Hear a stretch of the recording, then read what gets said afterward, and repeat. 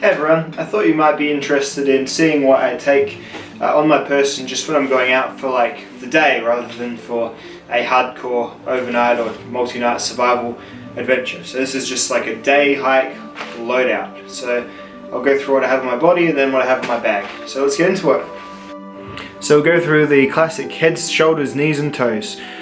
Not really, we'll just start at the head and work our way down. So on my head I've got a warm hat. This is a beanie. This is from the Black Owl Outdoors YouTube channel. So I've got a beanie which keeps my head warm. Now this is for winter, so it's not super cold in Australia winter compared to probably what you're used to in Europe or America, but I do usually wear a beanie, and then under that, or just without the beanie, I usually wear like a bandana or a headscarf. I don't know why, I just kind of like playing with them. I like folding them down. This is like one of those buff ones. I like folding them down and stuffing them into my neck. I like when I've got a fire going to pull it up over here so I don't rebreathe all the smoke too much. Yeah, they're just good, and you can put a bit of, if you're getting like the sniffles, you can put a bit of camphor or something on the rag rather than directly on your nose and get like a nice sort of nose clearing.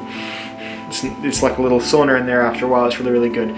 So that's on my head. Then I've of course got glasses because I can't see too good. And then around my neck, I usually wear my primary torch when I go for walks is usually a head torch. This one's a Ticker. It's like a 3 AAA battery. Look, this one I brought when I went on a big walk back in 2010. It's a real, I don't know, Ticker's like a head torch brand. I don't think they make any other types of torches.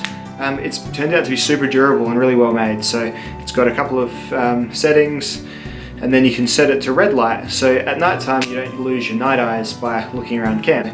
I kind of thought that was cool as well. So that's what I wear, heads to shoulders.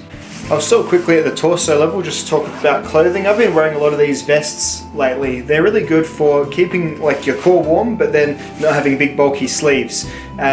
This is just like a cheapo from like Harris Scarf or something. It's nothing special. It's not like an adventure brand or anything, but it's just fine.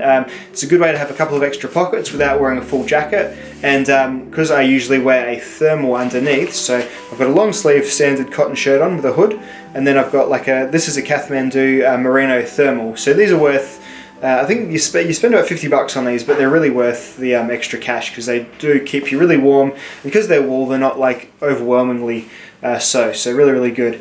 And then in the pockets of my vest, on one side I've got my keys. I always like to just, even though I could leave them probably somewhere else, but I always like to have my keys on me. They've got tweezers and a torch on them as well, so I guess that's kind of handy.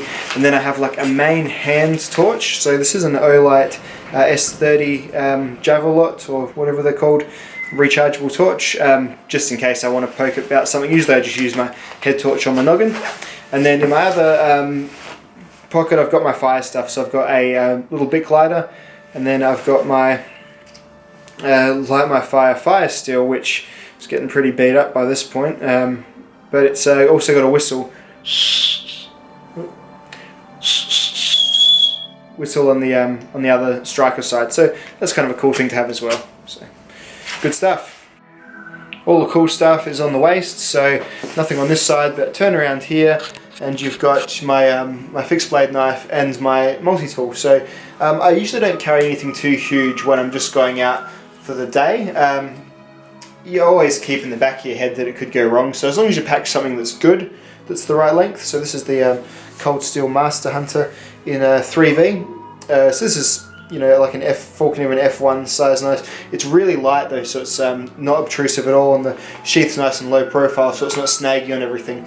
I don't carry a pocket knife anymore because I've lost pocket knives getting snagged and falling out, and also generally I do a fair bit of kayaking, and I usually carry a smaller knife on my belt because longer knives hit the side of the craft a lot, and it's a bit annoying having them knock up and bounce around. So the Master Hunter is a really good knife, flat ground, does all your food tasks, but it's strong enough to do on wood stuff as well.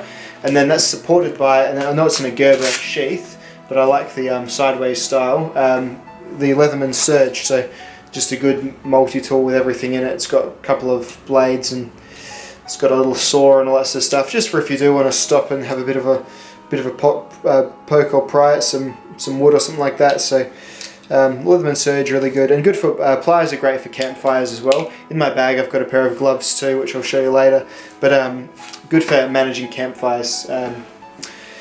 Multi-tools, very much so. maybe my secret shame, I don't really wear bushwalking shoes or sneakers or anything. I like work boots, and I know they're not the best for like arch support and stuff, but these are really comfortable, and I don't know, I just don't mind them at all. They've got a steel cap, so it's fine for like rough stuff. As you can see, all these scuffs on there, getting things dropped and stuff, so they protect your feet really well. Yeah, you might not want to walk 100 k's in them, but when you're just going for like a 10-kilometer a day walk, or just going out and about, maybe not even walking, maybe on your boat or something, as long as you're waterproof for leather, they're really, really good. So, and they're just worn in well. The worst thing you can do is get brand new shoes and wear them straight away on a big ass trip. So there you go. And in terms of other clothes, you probably notice I don't own like bushcraft brand clothes. I just go on jeans and average day stuff, and you know what, I've never had a single problem. There's probably more comfort in spending, you know, $300 on some Fjallraven pants or something, but it's just not me, you know.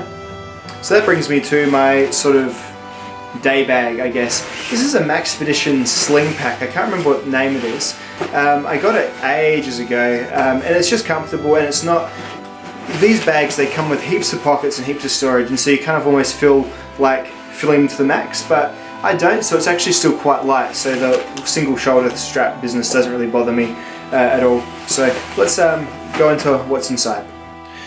Alrighty, so on the outside is a steel 1 litre or thereabouts clean canteen, good for boiling, as you can see. That has happened a few times, boiling and cleaning water. I'm not a survivalist, I don't go out thinking the worst could go wrong, but I just kind of like to have durable gear with me, so that's the main lesson for me. Just take stuff that works well, so if you do have to really push it, you know it's not going to fail. Just my prescription sunglasses. If it is sunny, it's very annoying having glare in your eyes, having to walk into the sun. A little first aid kit in this Pelican 1020 micro case, just band-aids and stuff. I find first aid kit videos really boring. I'll do a separate one on it if someone's really keen and they ask. I carry a little GoPro Hero Moment. So that's good if like you see something cool, you can just very quickly just hold it and click it on and it just starts filming. Then once you've got whatever's in shot, once you're sure it's not running away, you can set up a little tripod. This can extend out just a little tiny bit, and just variability, so you can set it on uneven terrain. These are like $10, these kits. You can get a whole bunch of GoPro accessories, and the Hero Moment itself was about $200, I think. So really durable, rugged. You just wash this in the river if you get it dirty, so very, very cool thing that. I've got a little funny book on, who wrote this? Pocket Guide to hiking and backpacking. I just flick through it from time to time. Interesting little book. And then I just carry a pair of gloves. So these are for like firecraft, like campfire management, things like that. Nice and thick fingers. Just your standard El Cheapo. I've got Rue blood on there. El Cheapo work gloves. And you use them for, I use them a lot. I use them for dragging dead animals around that you find roadkill and stuff when you hit kangaroos and things when you're driving, or when other people have and have just left them in the middle of the road. Great gloves for that. And then I carry like a big trash bag, like this is like one of those freestanding ones. So if you do make camp, you can hoist this up and use it either as a shelter, or you can use it to keep all your shit in. Like you could use it to keep all your tinder sticks in, because it does stand like on its own. So cool in that way as well. Just on the front pocket here, I'll open this up.